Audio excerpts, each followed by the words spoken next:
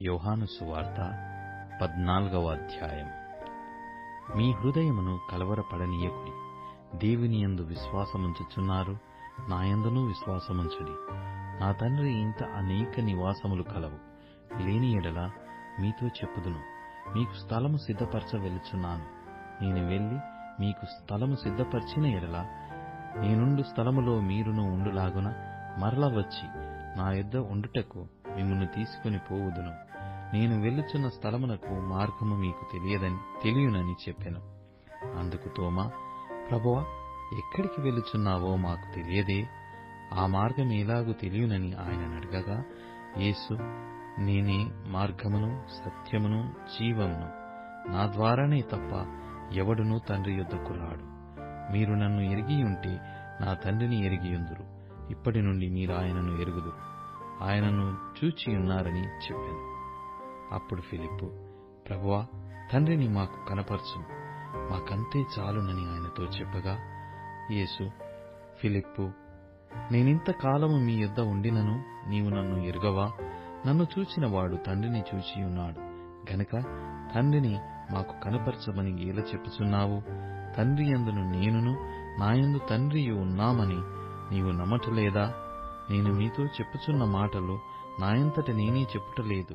తండ్రి నాయందు నివసించుచు తన క్రియలు చేయుచున్నాడు.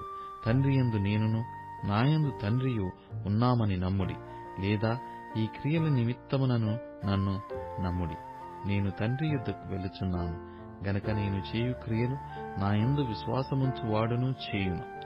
వాటికంటే మరి గొప్పవియో అతడు చేయునని మీతో నిశ్చయముగా చెప్పుచున్నాను. మీరు నా నామమున దేనిని అడుగుదురో తండ్రి కుమారుని యందు మహిమపరచబడుటకై దానిని చేతును.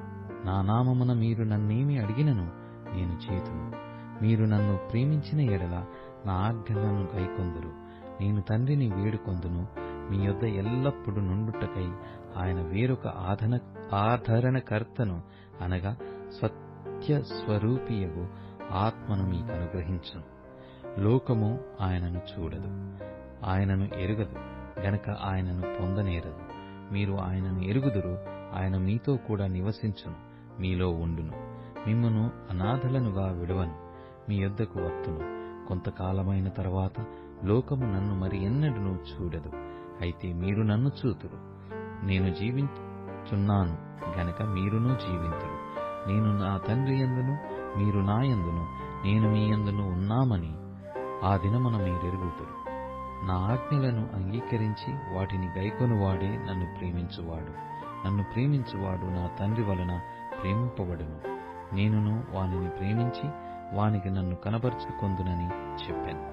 ఇస్కరియోతు కాని యూదా, ప్రభువా, నీవు లోకమునకు కాక మాకు మాత్రమే నిన్ను నీవు కనపరుచుకొనుటకేమి సంభవించెనని అడుగగా, యేసు, ఒకడు నన్ను ప్రేమించిన ఎడల వాడు నా మాట గైకొనును. అప్పుడు నా తండ్రి వానిని ప్రేమించును. మేము వాని యొద్దకు వచ్చి వాని యొద్ద నివాసము చేతుము. నన్ను ప్రేమింపని వాడు నా మాటలు గైకొనడు. మీరు వినుచున్న మాట నా మాట కాదు, నన్ను పంపిన తండ్రిదే. నేను మీ యొద్ద ఉండగానే ఈ మాటలు మీతో చెప్పితిని. ఆదరణకర్త, అనగా తండ్రి నా నామమున పంపబోవు పరిశుద్ధాత్మ సమస్తమును మీకు బోధించి నేను మీతో చెప్పిన సంగతులన్నిటినీ మీకు జ్ఞాపకం చేయును. శాంతి మీకనుగ్రహించి వెళ్ళుచున్నాను, నా శాంతిని మీకనుగ్రహించుచున్నాను. లోకమిచ్చినట్టుగా నేను మీకనుగ్రహించుట లేదు. మీ హృదయమును కలవరపడనీయకుడి, వెరవనీయకుడి. నేను వెళ్లి మీ యొద్దకు వచ్చేదనని మీతో చెప్పిన మాట మీరు వింటిరి గదా. తండ్రి నాకంటే గొప్పవాడు గనక మీరు నన్ను ప్రేమించిన ఎడల నేను తండ్రి యొద్దకు వెళ్ళుచున్నానని మీరు సంతోషింతురు. ఈ సంగతి సంభవించినప్పుడు మీరు నమ్మవలెనని అది సంభవింపక ముందే మీతో చెప్పుచున్నాను. ఇకను మీతో విస్తరించి మాటలాడను. ఈ లోకాధికారి వచ్చుచున్నాడు, నాతో వానికి సంబంధమేమీ లేదు. అయినను నేను తండ్రిని ప్రేమించుచున్నానని లోకము తెలుసుకొనున్నట్లు తండ్రి నాకు ఆజ్ఞాపించినది నెరవేర్చుటకు నేనిలాగూ చేయుచున్నాను. లెండి, ఇక్కడి నుండి వెళ్ళుదము.